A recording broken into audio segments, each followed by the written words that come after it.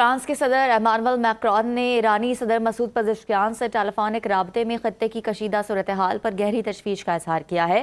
Macron نے متحدہ عرب امارات کے شہری انفراسٹرکچر اور بحری جہازوں پر حملوں کی مذمت کرتے ہوئے انہیں بلا جواز قرار دیا۔ فرانسیسی صدر نے مطالبہ کیا کہ تمام فریقین آبنہ ہرمز کی ناکہ بندی فوری ختم کریں تاکہ عالمی بحری تجارت کی آزادی بحال ہو سکے۔ انہوں نے ایرانی صدر کو کشیدگی کم کرنے کے لیے سنجیدہ اقدامات کی دعوت دی اور کہا کہ وہ اس سلسلے میں امریکی صدر ٹرمپ سے بھی بات کریں گے۔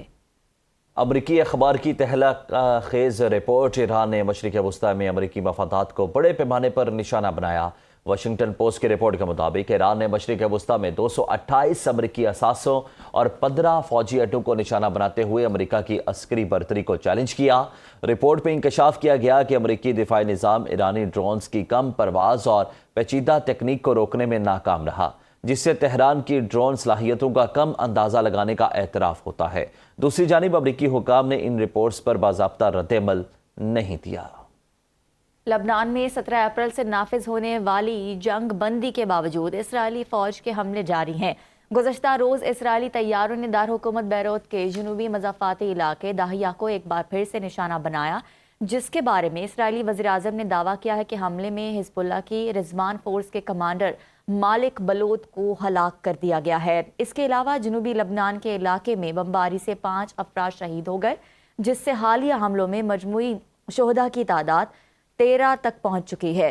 حزب اللہ نے جوابی کارروائی میں جنوبی لبنان میں موجود اسرائیلی فوج پر 17 حملوں کا دعویٰ کیا۔ اقوام متحدہ نے خبردار کیا کہ جنگ بندی کے باوجود صورتحال انتہائی غیر مستحکم ہے، جبکہ 2 مارچ سے اب تک لبنان میں مجموعی ہلاکتیں 2700 سے تجاوز کر چکی ہیں۔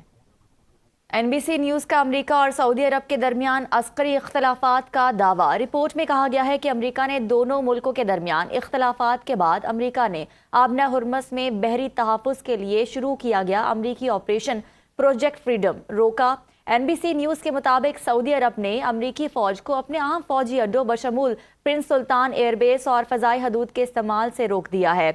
آپ کو بتاتے چلیں کہ اس رکاوٹ کے بعد واشنگٹن کو اپنی علاقائی حکمت عملی پر نظر ثانی کرنی پڑی ہے۔ رپورٹ کے مطابق انکشاف کیا گیا ہے کہ صدر ٹرمپ اور سعودی ولی عہد شہزادہ محمد بن سلمان کے درمیان ٹیلی فونک رابطے کے باوجود یہ تعطل ختم نہ ہو سکا، جبکہ علاقائی ذرائع کا یہ کہنا ہے کہ سعودی عرب خلیج میں کشیدگی کم کرنے کے لیے اب سفارتی راستے اختیار کرنے کو ترجیح دے رہا ہے۔